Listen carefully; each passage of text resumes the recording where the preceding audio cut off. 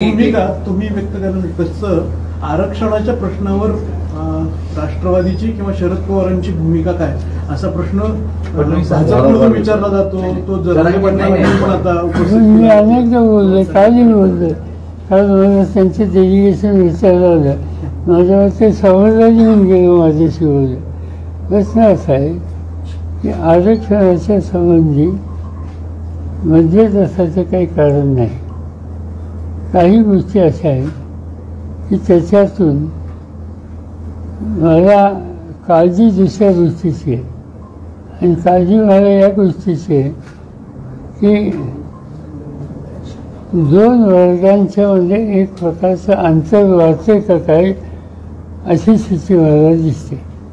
विशेषतः मराठवाड्यातल्या एक 2-3 जिल्ह्यामध्ये याची अधिक काळजी घेण्याची गरज आहे असं वाटतं. मला काही सहकार्यांनी असं सांगितलं की काही ठिकाणी कुणाचं रेस्टॉरंट असेल, ते रेस्टॉरंट अविभक्त समाजाच्या व्यक्तीचं असेल तर तो आणि ज्या समाजाची व्यक्तीच्या रेस्टॉरंटमध्ये जात नाही हे जर खरं असेल तर हे चिंताजनक आहे.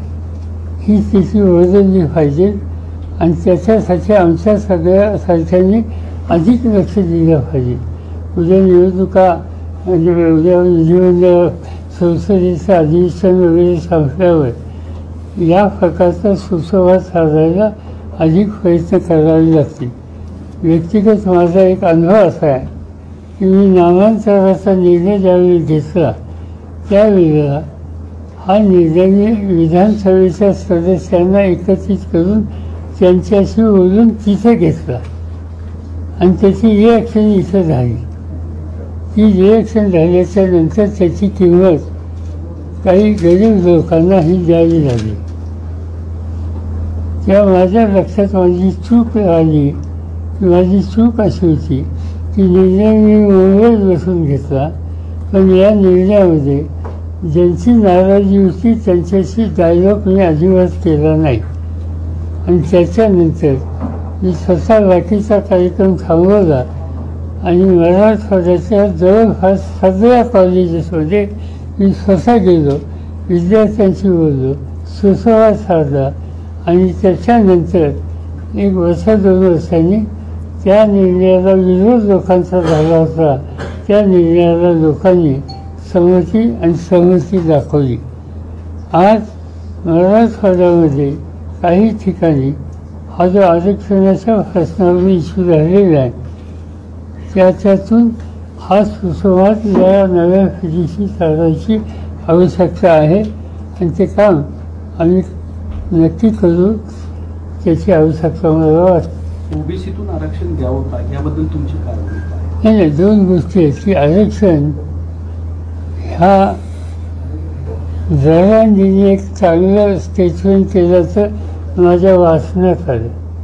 तिने असं स्टेटमेंट केलं की मराठा आरक्षणाच्या बरोबर लिंगायत, धनगर आणि मुस्लिम ह्यांना सुद्धा आरक्षण द्यावं असं स्टेटमेंट तुम्ही वाचत होते. त्यांचं हे स्टेटमेंट माझ्या मते त्या एक जे अंतर होण्याची जी स्थिती होती त्याच्यातून योग्य रस्त्यावर जाण्याची प्रक्रिया सुरू झालेली आहे.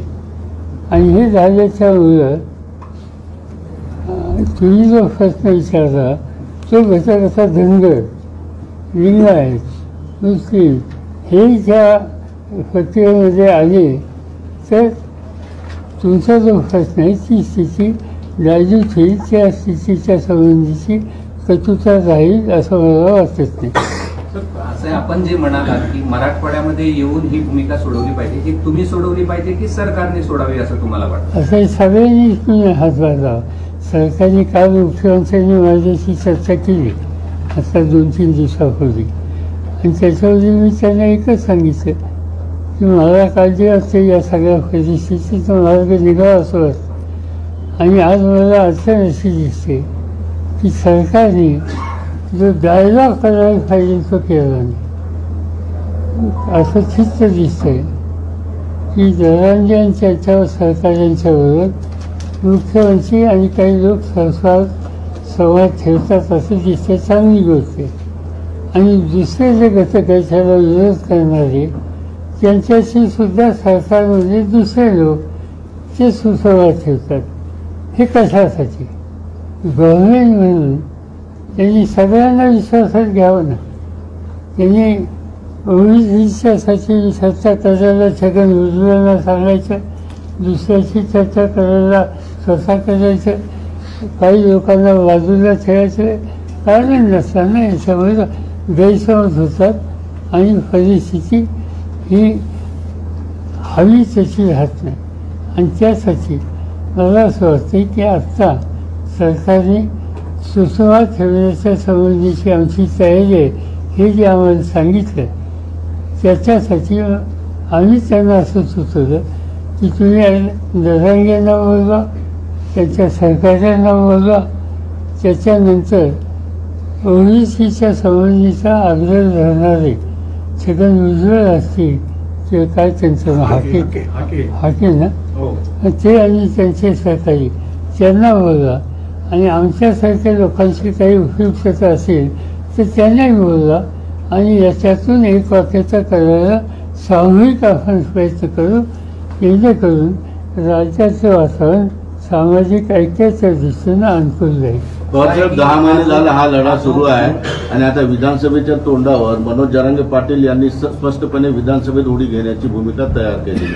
सरकार काहीच देत नसेल, सरकार द्यायच्या मानसिकतेत दिसत नसेल तर आमच्याकडे पर्याय नाही, आम्हाला त्या निवडणुकीत पडावं लागेल अशी भूमिका त्यांनी घेतली. ती तुम्हाला योग्य वाटते? त्याच्याचा मुख्यमंत्री जे माझ्याशी बोलले त्याला 8 दिवस झाली आणि त्यांची भूमिका इतरांशी चर्चा करावी हे जे मी सुचवलं त्याला बहुतेक अनुकूल असावी. आणि ते जर असेल तर ती प्रक्रिया सुरू केली तर ही जी दरांनी किंवा आणखीन कोणाच्यामध्ये अस्वस्थता आहे त्यातनं मार्ग कदाचित निघू शकेल. या सगळ्याचं जे मूळ आहे ते मूळच इथं आहे की ओबीसीतून आरक्षण द्यावं की न द्यावं हे आहे. यात तुम्ही आणि तुमच्या पक्षाची भूमिका काय आहे हे स्पष्ट करा असं जरांगेंनी म्हटलंय. तुम्ही आणि तुमचे सहकारी सुद्धा. त्यांनी हेही सांगितलं नाही केलं तर मला आग्रह राहणार आहे. त्यांनी दोन्ही गोष्टी त्या ठिकाणी मागितल्या. आमचा हा प्रश्न सुटावा या संबंधीचा आग्रह आणि त्याच्यासाठी जे जे घटक ज्या घटकातून याचा मार्ग निघावा असं वाटत असेल त्या घटकांच्या प्रतिनिधींना विश्वासात घेऊन सुसंवाद साधून यातनं मार्ग काढावा. माझ्या पक्षाची भूमिका सुसंवादाची, डायलॉगची, मार्ग काढायला जो काही मार्ग असेल त्याला अनुकूल दिसतील. शरद पवारांच्या सध्या दिल्लीच्या वाऱ्या मोठ्या प्रमाणात वाढलेल्या आहेत. तुमच्याकडे जी लोक येत आहेत तर जागा वाटप करून घेऊन ती गळती थांबवण्याचा त्यांचा प्रयत्न आहे का? कशाचा?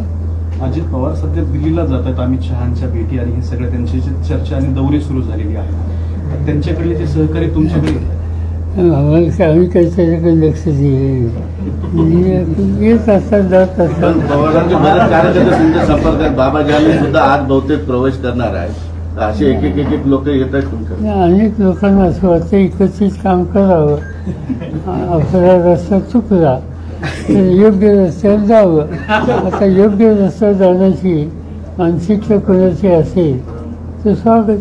सर, महाराष्ट्रामध्ये 2-2, 3-3 उपमुख्यमंत्री असणे हे संरचनात्मक दृष्ट्या तुम्हाला कसं वाटतं की 2 आहे, काही वेळेस काही मग बार्गेनिंग झालं तर 3 होतील, मग 4 होतील, असं होईल का? आता 2 पर्यंत झाले बघूया काय. राज ठाकरे परवाच्या भाषणात म्हणाले की मला माझ्या कार्यकर्त्यांना आता सत्तेत बसवायचं आहे, सत्तेत बसवल्याशिवाय मी थांबणार नाही असं त्यांचं होतं. चांगली गोष्ट. मागच्या वेळेस अशी भूमिका घेतली जी लोकांनी नाही घेतली. लोकांनी त्यांना एकच जागा दिली. तर या आरक्षणाची चर्चा लोकसभेपर्यंत काय पोहोचणं झालेली आहे, कारण राज्यातला एवढा मोठा लढा आहे, लोकसभा दखल घेतली. तुम्ही काय पुढाकार घ्याल की हा देश पातळीवर गेला पाहिजे? प्रश्न पहिल्यांदा राज्याचं नेतृत्व, राज्य सरकार याच्यात काही पावलं टाकून मार्ग निघावा हा प्रयत्न करत असेल तर त्याला हातभार लावणं त्याची आज इतकी गरज आहे. क्योंकि आज आम्ही दिल्लीत जाऊन ह्याचा काही उपयोग होणार नाही. प्रश्न इथं हा इथंच उभा पाहिजे. महाविकास आघाडीतील तुमचं घटक पक्ष जे आहे उद्धव ठाकरे साहेब हे आरक्षणाविषयी वेगळी भूमिका घेतात. ते म्हणतात की आरक्षणाची मर्यादा वाढली पाहिजे, विधिमंडळात आणि लोकसभेत विषय गेला पाहिजे. असं काही लोकांचं मत आहे की ही 50% वर ही नेण्याच्यासाठी प्रयत्न करावे अशी सूचना आमच्या बैठकीत काही लोकांनी केली. पण हा आमच्या म्हणजे राज्याला सीमित हा विषय नाही, हा पार्लमेंटमध्ये इतरांनी सुद्धा मान्य केला पाहिजे. त्याच्यावर अजून काही इतरांशी चर्चा झाली नाही. आपल्या प्रदीर्घ राजकीय अनुभवातून हा जो प्रश्न निर्माण झालाय, सामाजिक दोन समाजामध्ये तेढ निर्माण झाली आरक्षणा प्रश्नावरून, याचा तोडगा काय वाटतो आपल्याला या सगळ्यातून? काय तोडगाचं मार्ग करावाच लागेल. आज आरक्षणामध्ये ज्या लोकांचा आग्रह आहे, जो समाजाचा आर्थिकदृष्ट्या सामाजिकदृष्ट्या मागास अशा सगळ्या घटकांना जी अस्वस्थता आहे ती शासनाने निर्णय करून घालवली पाहिजे, त्यांना विश्वास दिला पाहिजे आणि तो विश्वास देऊन ही एक वाक्यता सामाजिक कशी होईल याच्याबद्दलची काळजी घेतली पाहिजे. प्रकाश आंबेडकर म्हणतात की 225 आमदार तुम्हाला निवडून आणायचे आणि हे ओबीसी आरक्षणासाठी धोक्याची घंटा आहे. ठीक आहे, त्यांचं मत आहे. जरांगे पाटील असं देखील म्हणतात साहेब, विरोधक तुमचे नेहमी असंच म्हणतायत की जरांगे जे आंदोलन करतात त्यामागे शरद पवारांचाच हात आहे. असं आहे की महाराष्ट्राचं एक वैशिष्ट्य आहे, तिथं काही झालं ते त्याचे सगळं पवार. म्हणजे लातूरला भूकंप झाला तरी सगळं पवार जावं लागला. त्याची त्या काळात होती, तुम्हाला माहीत नाही, कदाचित तुमच्यातल्या काही सिनियर लोकांना. जरांगे पाटील असं म्हणतात की ज्या मराठाची कुणबी नोंद मिळाली त्या मराठाच्या कुणबी नोंदीच्या आधारे सर्व मराठ्यांना सरसकट ओबीसीचे प्रमाणपत्र देण्यात यावे.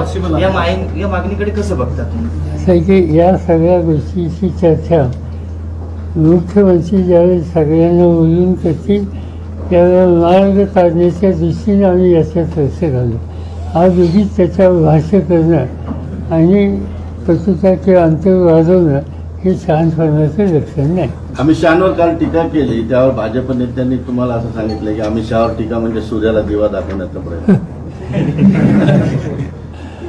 बावनकुळे म्हणाले तो दिवा आम्ही महाराष्ट्राच्या जेलमध्ये बघितला. थँक्यू. माझा सगळ्यात प्रश्न